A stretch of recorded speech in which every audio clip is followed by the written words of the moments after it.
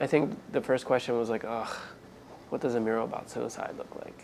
Like, how do we address suicide in a way that we can bring something beautiful to it? And I think the beauty that I found was just really in that network of people that are there. You know, I think that that's what the process yielded.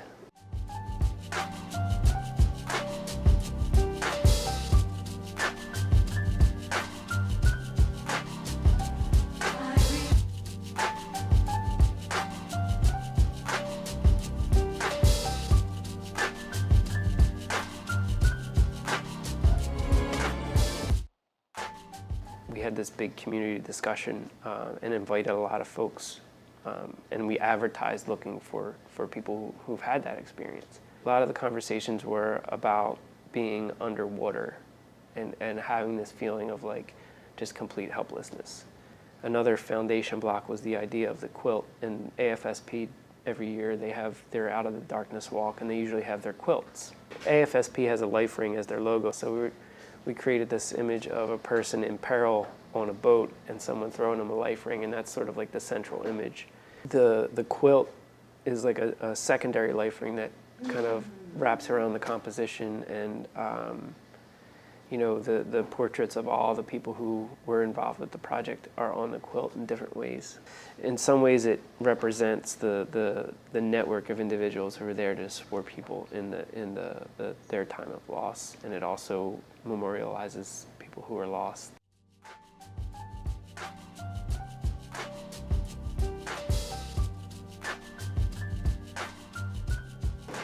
It's not as prominent as I would like it to have been, but it is on a facility that deals with mental health issues and challenges.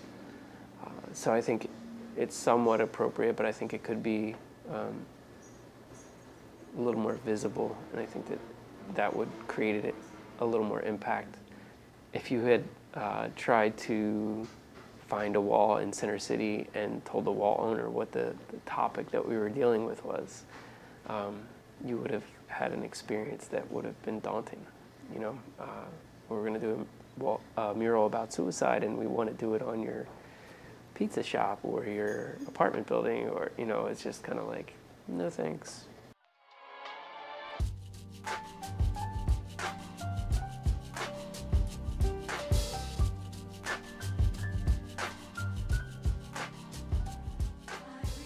So, you know, we're constantly trying to figure out ways to feed this process that we're involved in.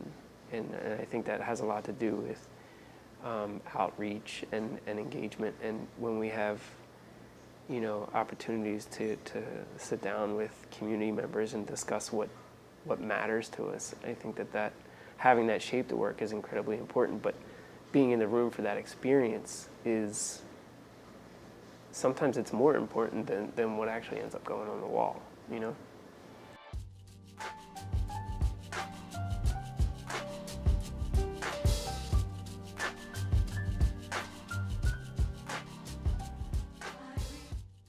This woman who, her son had committed suicide. His mom had no place to visit. She had no grave site. She submitted his photograph, and I included it in the mural design, and she wrote me this letter like, now I have a place to visit. And I was just like, oh my God, that's like, just kind of like a really like amazing thing that unknowingly I was able to provide.